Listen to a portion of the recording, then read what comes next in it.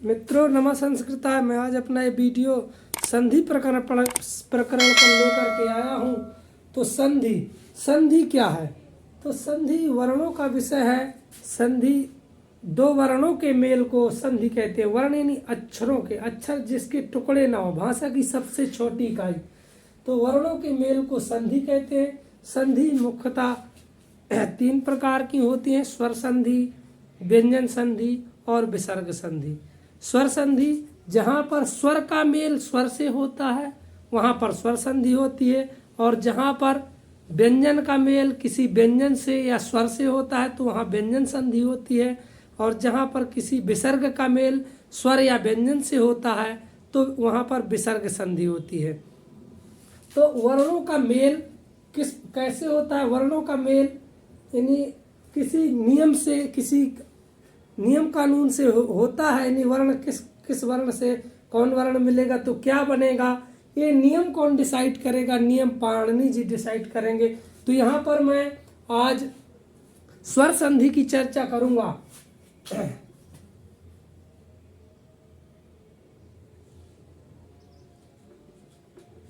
स्वर संधि, स्वर संधि का दूसरा नाम क्या है? अच संधि। स्वर संधि या अच संधि, क्योंकि स्वर अच प्रत्याहार के अंतर्गत आते हैं, जो चार महेश्वर सूत्रों में अयोण, रीलरक, एओंग, अयोच। स्वर 9 है: आ, ई, उ, रील, री, ए, ओ, आई, औ। तो ये 9 स्वरों में से स्वर आ करके मिलेंगे यहाँ पर, तो स्वर संधि होगी। यानी स्वर संधि का दूसरा नाम क्या है? अच संधि। अच किसका नाम है? दूसरा स्वरों का दूसरा नाम अच है। तो स्वर यहाँ पर स्वर से आकर के मिलेगा। तो स्वर संधि के मुख्यतः 8 भेद व्याकरण वीथी में दिए गए, जिनमें से मैं दीर्घ संधि की आज चर्चा करूंगा। दीर्घ स्वर संधि की। तो दीर्घ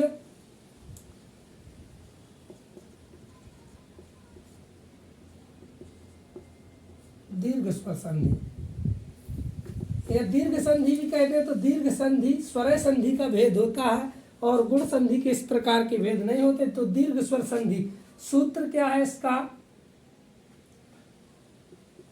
सूत्र है अकः सवर्णे दीर्घा। अकः सवर्णे दीर्घा। अब इसमें अक क्या है? अक दो सूत्रों से मिलकर के अक बना है। आ, ई, उ, अणा और री, लरी, का। यानी इन दो महेश्वर सूत्रों से मिलकर के अक प्रत्याहार, आ को का से मिलाएंगे, अक प्रत्याहार बनेगा। अक प्रत्याहार में जिसमें अणा की गिनती और का की गिनती नहीं करेंगे, क्योंकि इति संज्ञक वर्ण है, तस्य लोपा से इनका लोप हो जाएगा। प्रत्याहार के लिए मात्रे बने हैं। तो अक प्रत्याहार, अक, अकह, अक यही है, इसी को अकह कहा है।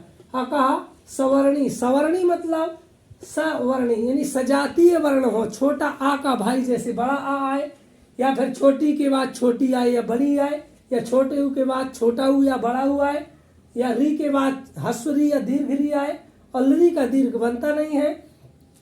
तो जब सजातीय वर्ण आए तो क्या हो? सवर्णी यानी सजातीय एक ही वर्ण के आए तो क्या हो जाए? दीर्घ हो जाए।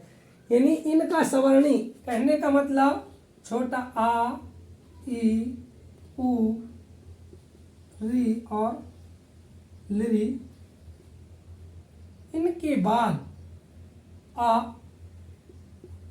ई, उ, री आए तो क्या हो जाए? दीर्घ हो जाए। लिरी का दीर्घ नहीं बनता, लिरी रिया में परिवर्तित होकर के दीर्घ री बनेगा। तो यानी अक के बाद सवर्णी एक अक है, आ, ई, उ, री, री, ये अक है। आ को का से मिलाने से अक प्रत्याहार बनता है। जब अक का सवर्णी ही आए, सवर्णी का मतलब उसी जाति का सवर्णी। सवर्णी का मतलब जिनका उच्चारण स्थान समान हो और आभ्यंतर प्रयत्न या बाह्य प्रयत्न समान हो।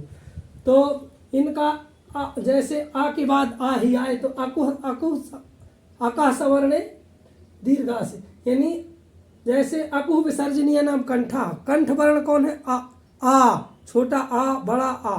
ह्रस्व दीर्घ प्लुत बताया था कि आ के अंतर्गत ही जो पाणिनि जी ने प्रत्याहार सूत्रों में आ का प्रयोग ह्रस्व आ का मात्र किया है। इसका मतलब इसमें ह्रस्व आ भी है, दीर्घ आ भी है और प्लुत आ भी है। तो इनका उच्चारण स्थान कंठ है। तो छोटे आ का भी कंठ है और बड़े आ का भी कंठ है। और आभ्यंतर प्रयत्न में बाह्य प्रयत्न समान है, विवृत स्वराणाम, यानी सभी स्वरों का बाह्य प्रयत्न विवृत है। तो यानी उच्चारण स्थान और बाह्य प्रयत्न समान है। आ के बाद आ आए तो क्या हो जाए, बड़ा आ बनेगा। ह्रस्व हस यानी अक सवर्णी दीर्घ, अक सवर्णी दीर्घ। अक में ई भी आता है, आ ई उ री री, तो क्या बनेगा, दीर्घ ई बनेगा, दीर्घ उ बनेगा और दीर्घ री बनेगा।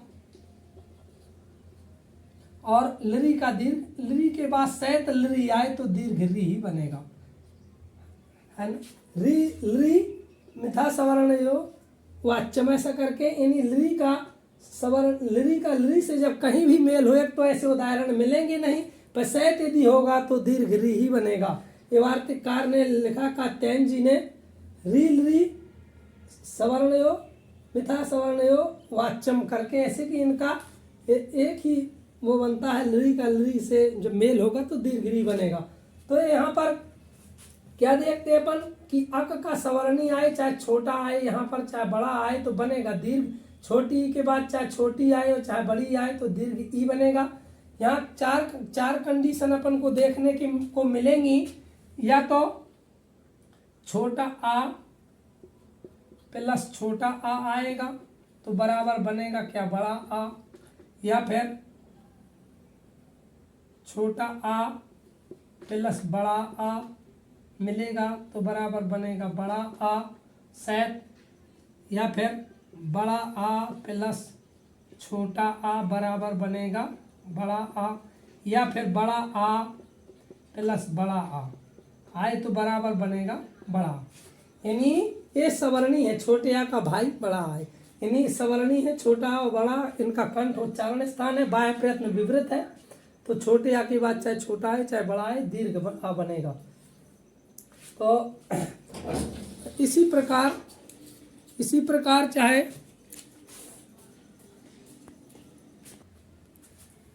तो एक कंडीशन जैसे छोटा के बाद छोटा है तो बड़ा हो, इसी प्रकार छोटी के बाद छोटी आएगी तो बड़ी होगी, और छोटे ऊ के बाद छोटा ऊ आएगा तो क्या बनेगा, बड़ा ऊ।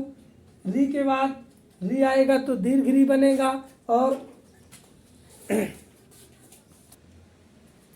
तो हमने यदि ह्रस्व आ ई उ री री ये लिख दिया, इसका मतलब इसमें दीर्घ आ भी है, प्लुत आ भी है, यानी ह्रस्व के बाद दीर्घ भी इसी में समाहित है। छोटी लिखी है तो इसका मतलब इसमें छोटी ही भी है बड़ी भी है, छोटी या बड़ी आए, इस तरफ छोटी या बड़ी आए तो बनेगा बड़ी। यानी ह्रस्व ह्रस्व कहते हैं एक और एक मिलके 11 होते हैं, यानी छोटे छोटे भी 2 हो जाएंगे तो बहुत, यानी बड़ा ही बनेगा। ह्रस्व ह्रस्व मिले या फिर दीर्घ ह्रस्व मिले तो बनेगा, कंडीशन होगी बड़े आ की, यानी अक सवर्णी, यानी अक का सवर्णी मिलेगा तो बनेगा दीर्घ ही। तो इसी प्रकार मुझे तो लगता है लिखने की जरूरत नहीं है कि छोटी के बाद छोटी मिलेगी तो बड़ी ही बनेगी, या छोटी या बड़ी मिलेंगी तो बड़ी ही बनेगी, बड़ी या छोटी मिलेंगी तो बड़ी ही बनेगी, और बड़ी और बड़ी मिलेंगी बनेगी बड़ी। तो और ऐसे ऊ की कंडीशन भी होगी। अब उदाहरण एक देखते हैं, जैसे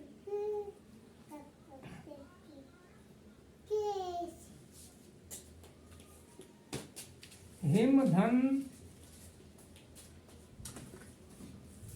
आलय, हिम के माँ में अपन देखते हैं कि यहाँ पर आ छुपा हुआ है, यदि आ ना होता तो यहाँ पर हलंत होती। तो अब अपन अलग करते हैं हिम के,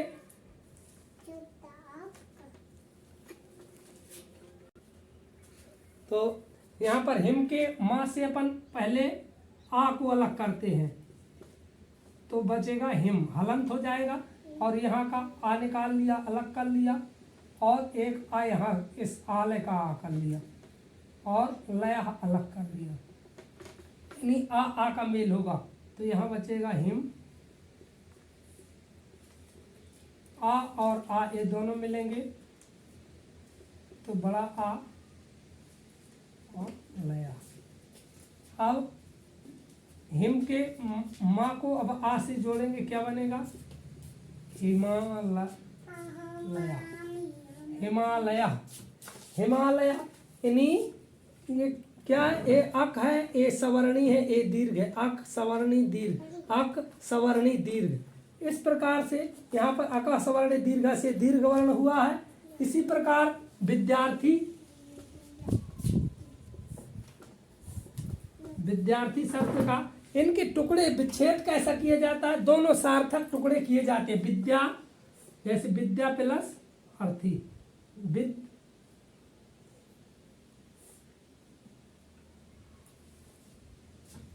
विद्या प्लस अर्थी।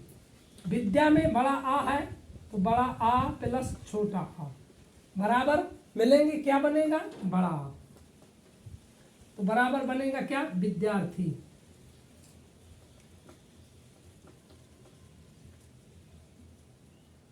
यानी यहां पर अक है, अक है, ए सवर्णी है। अक में छोटा आ भी है इसमें, और इसी में बड़ा आ भी है, इसी में प्लुत आ भी है। तो यहाँ अक है और ए सवर्णी मिला है। अका सवर्णी दीर्घा से दीर्घ बना है, बराबर विद्यार्थी बना है। जैसे अपन उदाहरण देखते हैं, और रविंद्र, तो संधि विच्छेद करते रवि धन इंद्र, रवि धन इंद्र, रवि धन इंद्र। रवि की, रवि में ई है, पता कैसे चलता है अपने को? ई है, वी को थोड़ी देर बोलते हैं वी है, इसका मतलब कि इसमें ई छुपी हुई है। अब रवि की ई को अपन अलग करते हैं तो क्या बचेगा? रौ धन ई अलग कर लिया, धन इस ई को अलग कर लिया,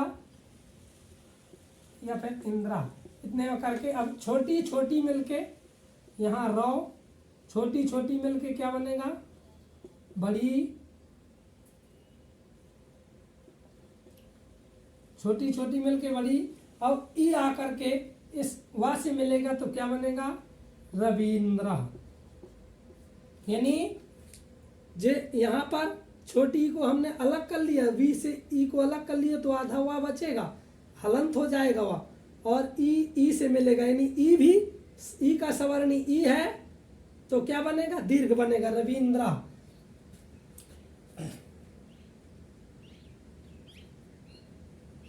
अब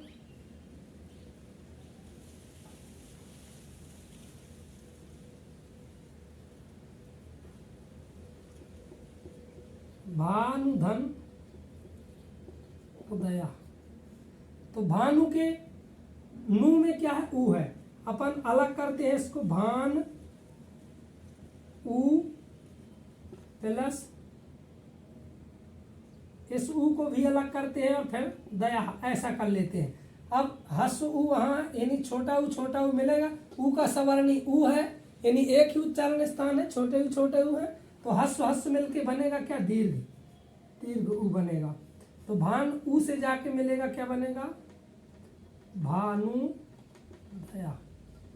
यानी हस अक में से है, ऊ अक में से है, और सवर्णी है, यानी उसी का सवर्णी है, साथी है, भाई है, तो सवर्णी ही मिलेगा। दीर्घ संधि का सूत्र है अक सवर्णी, अक होगा, सवर्णी होगा, तब दीर्घ होगा।